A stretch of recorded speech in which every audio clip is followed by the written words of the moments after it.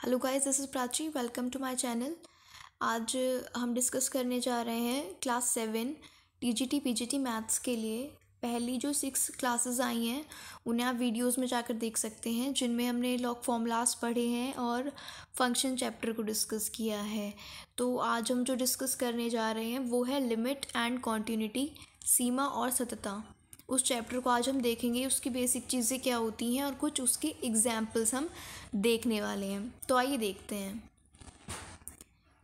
यहाँ पर हमारे पास है कि यदि कोई फलन f of x is equals to a पर अपरिभाषित है, अनडिफाइंड है, तो x इक्वल्स टू a पर फलन का मान f ऑफ a अर्थहीन होगा।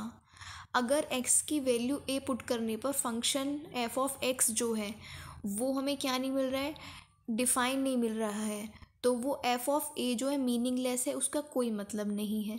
इस स्थिति में x इक्वल्स टू a पर फलन f ऑफ x का मान ज्ञात करने के लिए हम x के उस मान के लिए जो a के अत्यंत निकट होगा, यानी कि सबसे उसके पास होगा, नियरेस्ट जो वैल्यू होगी, फलन f ऑफ x का मान ज्ञात करते हैं और इसे x इक्वल्स टू a के लिए फलन का सीमांत मान यानी कि लिमिटिंग वैल्यू या फिर लिमिट ऑफ द फंक्शन कहते हैं, जबकि x का मान a के अत्यंत निकट है। यहाँ पर क्या बोला है कि अगर वैल्यू मीनिंगलेस आ रही है a पुट करने पर, तो आप क्या करोगे, a की नियरेस्ट वैल्यू लोगे। तो या तो आप ये बोल सकते हो कि x की नियरेस्ट वैल्यू, या आप बोल सकते हो x टेंड्स टू a, आप इस तरह बोल सकते हो। तो जैसा कि यहाँ पर हम एग्जाम्पल से समझते हैं, यहाँ पर क्या दिया हुआ है, f of x is equals to x square minus 1 upon x minus 1। इसका जो फंक्शन दिया हुआ है f ऑफ x, इसका x इक्वल्स टू a पर 1 पर मान 0/0 है।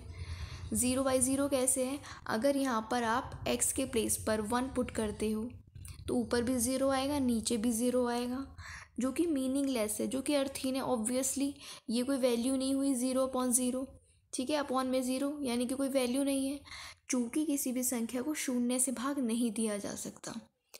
0 से आप जब कुछ डिवाइड करोगे तो आपको एक मीनिंगलेस वैल्यू मिलेगी, कोई वैल्यू मिलेगी ही नहीं।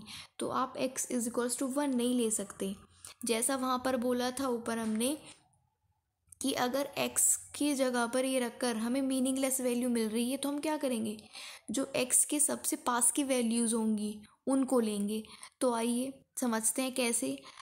f ऑफ x हमारे पास ये फंक्शन दिया हुआ है x square minus 1 upon x minus 1। हमने क्या किया, एक्स स्क्वायर माइनस 1 के फैक्टर्स कर लिए, ठीक है, इसके हमने क्या कर लिए factor, x minus 1 x plus 1 upon में ये दिया हुआ है x माइनस 1 से x माइनस 1 कैंसिल हो जाएगा, ठीक है, तो हमारे पास क्या आ जाएगा, x प्लस 1 हमें वैल्यू मिल जाएगी।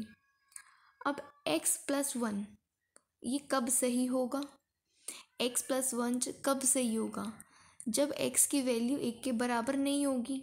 x should not be equal to 1, x 1 के बराबर नहीं होना चाहिए, ठीक है। तो अब हम क्या करेंगे कि x 1 के बराबर ना हो, क्योंकि हमने क्या बोला है कि जिस पर इसकी वैल्यू अनडिफाइंड आए उसकी हमें नियरेस्ट वैल्यू लेनी है, तो हम 1 नहीं ले सकते हैं, हम 1 नहीं ले सकते यहाँ पर, ठीक है, क्योंकि 1 रखने से तो ये फंक्शन 0 बन रहा है ना, तो 1 नहीं ले सकते। x should not be equal to 1, इसीलिए यहाँ पर ये लिखा गया है। अब यदि हम x का मान 1 ना रखकर 1 से थोड़ा अधिक लें, यहाँ पर जैसे लिखा हुआ है, तो f ऑफ x का मान स्पष्ट रूप से वही होगा जो कि x प्लस 1 का मान होगा, और ये मान 2 से थोड़ा अधिक होगा, यानी कि अगर हम x की वैल्यू 1 से थोड़ा ज़्यादा लेंगे तो जो f ऑफ x की वैल्यू हमें मिलेगी, यानी कि जो x प्लस 1 की वैल्यू मिलेगी, ये वाली वैल्यू, वो क्या होगी, 2 से ज़्यादा होगी।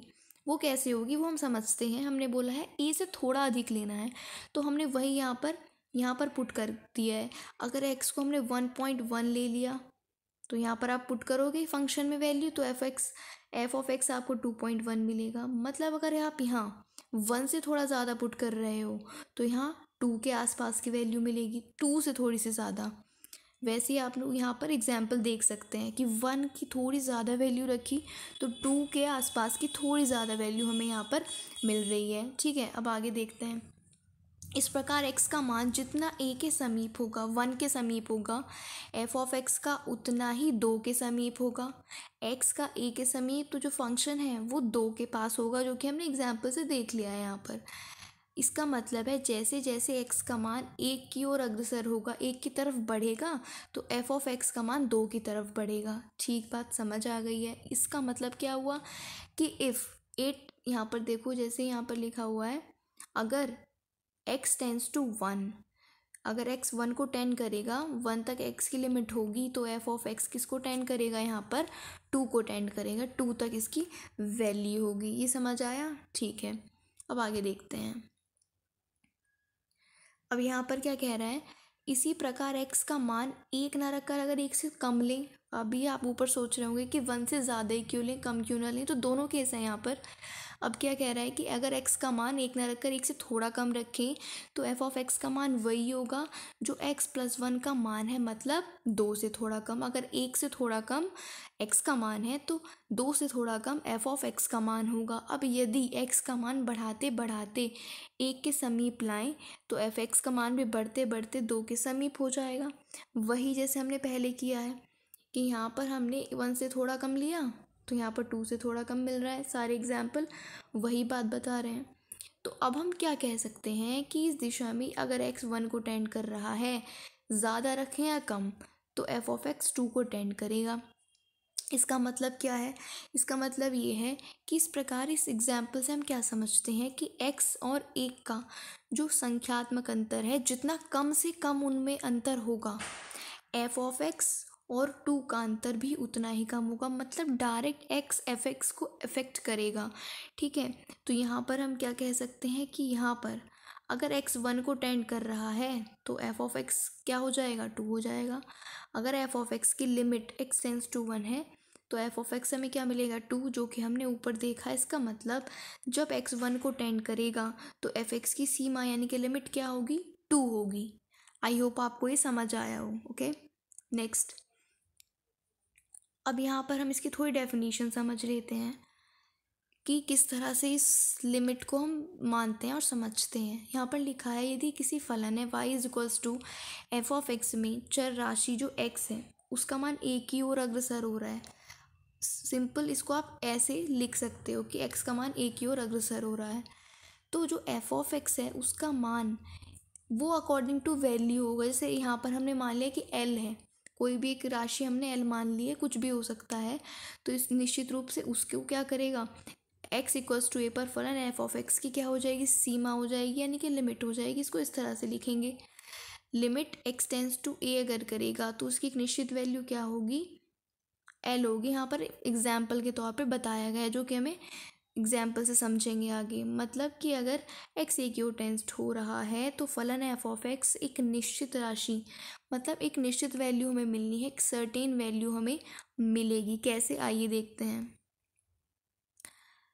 अब अगर यहाँ पे क्या बता रहा है कि फलन जो है f ऑफ x में x बराबर a रखने पर यदि फलन का एक निश्चित मान प्राप्त होता है, जो भी पीछे बोला गया है, एक निश्चित एक डिफाइंड वैल्यू हमें अगर मिलती है, तो यह निश्चित मान ही x इक्वल्स टू a पर फलन की सीमा होगी। जो भी हमें निश्चित मान मिलेगा ना, वही उसकी क्या होगी, फलन की सीमा, यानी कि उसकी लिमिट होगी। जैसे फॉर एग्जांपल अगर यहाँ पर दिया हुआ है हमारे पास लिमिट क्या है, x टेंस टू 1, और ये इक्वेशन दी हुई है x square minus 3x plus 4 is equals to, तो x की लिमिट 1 है, तो x के बेस पर आपने क्या पुट कर दिया, 1, और आपको वैल्यू क्या मिलेगी, 2 मिल गई है। इसी प्रकार दूसरा एग्जाम्पल यहाँ पर है, लिमिट थीटा टेंस टू 0 है, साइन थीटा की जगह 0 किया, साइन 0 0 होता है, तो ये 0 वैल्यू मिल जाएगी आपको। क्लियर है? ठीक है, नेक्स्ट देखते हैं आगे क्या है। अब इसके कुछ एग्जाम्पल देख लेते हैं। जैसे फर्स्ट एग्जाम्पल है, limit x tends to 3 x square minus 9 upon x minus 3, इसकी वैल्यू निकालनी है। ठीक है, हमने पहले क्या किया, हमने इसको पहले सॉल्व किया। ठीक है, एक्स स्क्वायर माइनस 9 क्या होगा, एक्स स्क्वायर माइनस 3 का स्क्वायर होगा। ठीक है, तो इसको हमने क्या लिख सकते हैं, इस वैल्यू को x माइनस 3 और x प्लस 3 लिख सकते हैं। ठीक है, हमने लिख लिया। x-3 से x-3 कैंसिल, तो x+3। अब ये वैल्यू फाइनल हमें मिल गई है। इसमें हम अब क्या है, x की लिमिट है 3, तो 3 को अब x के प्लेस पर यहाँ पर क्या कर दिया, पुट कर दिया। 3 को यहाँ पर x के प्लेस पे पुट कर दिया तो हमें आंसर मिल जाएगा 6। क्लियर होगा आई थिंक आपको। नेक्स्ट क्वेश्चन देखते हैं। Limit x tends to a x² minus 2ax plus a² upon x minus a, इसकी वैल्यू में निकालनी है। आप समझ रहे होंगे कि यहाँ पर आपको एक ये फॉर्मूला दिया हुआ है, ये ऊपर वाला क्या है, एक फॉर्मूला है। तो ये फॉर्मूला किसका बन जाएगा, सिंपली अगर हम देखें तो a माइनस बी का होल स्क्वायर जो फॉर्मूला होता है, उसी तरह से इस फॉर्मूले को ओपन किया हुआ है। तो ये फॉर्मूला बन जाएगा x माइनस ए का स्क्वायर, क्या होता है x² है जी, प्लस a² वो भी है, माइनस 2ax वो भी है, तो इसका फॉर्मूला बन चुका है। नीचे जो वैल्यू दी है वो रख ली है। अब x माइनस ए का होल स्क्वायर है तो इसको 2 बार लिख सकते हैं, तो एक x माइनस ए से एक वैल्यू कैंसिल हो जाएगी तो x माइनस ए बचेगा। अब इसमें आप एक x की जो लिमिट है वो पुट कर दीजिए, तो a माइनस ए, तो आपको आंसर क्या मिल जाएगा, 0। क्लियर है। नेक्स्ट यहाँ पर अगला एग्जाम्पल हमारे पास है। Limit x tends to 1 2 upon x² minus 1 plus 1 upon 1 minus x की वैल्यू निकालनी है। ठीक है, हमने इसको वैसे ही लिख लिया जिस तरह से हमें गिवन था, हमने इसको लिखा। तो ये क्या हो जाएगा, यहाँ पर देखिए हमने क्या किया है। यहाँ पर हमारे पास क्या वैल्यू गिवन है हमें, x limit x tends to 1 2 upon x² minus 1 plus 1 upon x। ठीक है,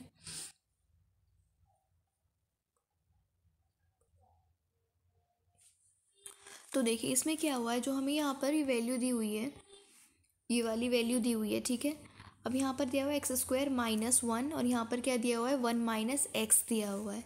हम इनको सिमिलर बनाएंगे। ठीक है, x² माइनस 1 क्या होता है, x प्लस 1 और x माइनस 1 होता है। ठीक है, तो इस तरह से, इसलिए हमको इसको क्या करना पड़ेगा, चेंज करना पड़ेगा। तो हमने यहाँ पर क्या किया, पहली वैल्यू तो ये वाली ऐसी ही रखी, इस वैल्यू में हमने क्या किया, माइनस कॉमन लेकर इसको, ठीक है, माइनस इसमें कॉमन लिया और इसको 1 माइनस एक्स को हमने क्या बना दिया, x माइनस 1 बना दिया है, क्योंकि यहाँ पर भी यही वैल्यू है और इसको भी हमने इसलिए ऐसे ही बना दिया है। तो यहाँ पर x माइनस 1 होगा। ठीक है, x माइनस 1 है यहाँ पर। फिर क्या करेंगे, सिंपल इसका हमने एलसीएम लिया है, तो एलसीएम x² माइनस 1 आ जाएगा, क्योंकि इसके अंदर दोनों वैल्यूज़ आ जाती हैं। इसके अंदर x² माइनस 1 के अंदर दोनों वैल्यूज़ आएंगी, x प्लस 1 भी और x माइनस 1 भी। तो इसका एलसीएम ये आ जाएगा 2 माइनस, क्रॉस मल्टीप्लाई करेंगे तो यहाँ पर क्या आ जाएगा, माइनस वाले से माइनस वाला प्लस वाला ऊपर बचेगा कैंसिल होने के बाद। ठीक है, अब इसको हमने सॉल्व किया तो ऊपर आ जाएगा 1 माइनस एक्स, ऊपर क्या आ जाएगा, 1 माइनस एक्स आ जाएगा, और नीचे इसको हमने फॉर्मूला को ओपन कर लिया, x प्लस 1 और x माइनस 1 कर लिया है। हम फिर से क्या करेंगे, हमने फिर से ऊपर माइनस कॉमन ले लिया जिससे ये x माइनस 1 बन जाए, जिससे हम नीचे वाले से इसको कैंसिल कर दें। जो फिर माइनस कॉमन लिया यहाँ पर और ये 1 कैंसिल हो जाएगा तो ऊपर 1 बचेगा, नीचे बचेगा x प्लस 1 और लिमिट क्या है, x की 1 है। ठीक है, तो हमने क्या किया, इसको x के प्लेस पर 1 पुट कर दिया, तो हमें क्या आंसर मिल जाएगा यहाँ पर, -1/2।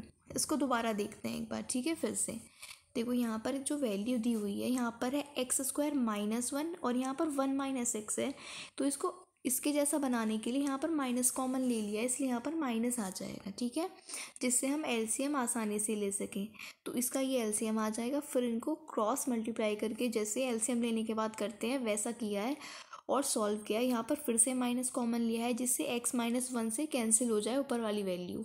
ठीक है, तो फिर यहाँ x की लिमिट पुट कर देंगे और ये आंसर आ जाएगा। नेक्स्ट क्वेश्चन देखते हैं, एग्जाम्पल 4th। इसमें क्या कहता है, limit x tends to π/2 1 minus sine cube x upon cos square x। ठीक है, यहाँ पर ये वैल्यू हमें गिवन है, तो यहाँ पर आप देख रहे होंगे, आप इसको क्या बना सकते हो, a³ माइनस b³, इसको आप क्या बना सकते हो, a³ माइनस b³, तो a की पावर क्या मानेंगे, 3। ठीक है, तो a³ माइनस b³ का फॉर्मूला आप ओपन करोगे, a minus B, a² plus B square plus A B, ठीक है, वो आप करोगे। आपने यहाँ फॉर्मूला खोल दिया है, ओपन कर दिया है फॉर्मूला। कॉस स्क्वायर एक्स को आप क्या लिख सकते हो, 1 माइनस साइन स्क्वायर एक्स। कौन से फॉर्मूला से, sine square x plus cos square x is equals to 1 होता है। तो वहाँ से कॉस स्क्वायर एक्स की वैल्यू क्या आ जाएगी, ये वाली आ जाएगी, ठीक है। फिर आगे क्या होगा, आगे यहाँ पर देखो ऊपर ये क्या आ जाएगा, सॉल्व करके जब उनकी दोनों जो ब्रैकेट में मल्टीप्लाई करेंगे ऊपर ये वैल्यू मिल जाएगी हमें, 1 plus sign square x plus sine x upon 1 plus sine x. बस अभी और सॉल्व नहीं हो सकता है, जहाँ तक हम सॉल्व कर सकते थे वो हमने किया है। अब यहाँ पर लिमिट क्या एक्स की, π/2। तो आप एक्स के प्लेस पर यहाँ पर आपने क्या पुट कर दिया है, π/2। साइन π/2 आपको पता है 90 होता है, यानी कि साइन 90 की वैल्यू क्या होती है, 1 होती है। तो यहाँ पर आपने 1 + 1 + 1 ये पुट कर दिया है और आंसर आपको क्या मिल जाएगा, 3/2 मिल जाएगा। क्लियर है। तो इन क्वेश्चंस का फिर से आप प्रैक्टिस कर लेना, अच्छे से सॉल्व कर लेना खुद से, ठीक है। तो ये आज का वीडियो था। अगर आपको अच्छा लगा है तो आप लाइक ज़रूर कीजिए, अपने फ्रेंड्स के साथ शेयर कीजिए, और चैनल को अभी तक सब्सक्राइब नहीं किया है तो चैनल को सब्सक्राइब कर लीजिए। और नीचे डिस्क्रिप्शन में टेलीग्राम ग्रुप का लिंक है जहाँ पर वीडियोस की अपडेट मिल जाती है, तो आप उस लिंक को ज़रूर ज्वाइन कर लें। Thank you.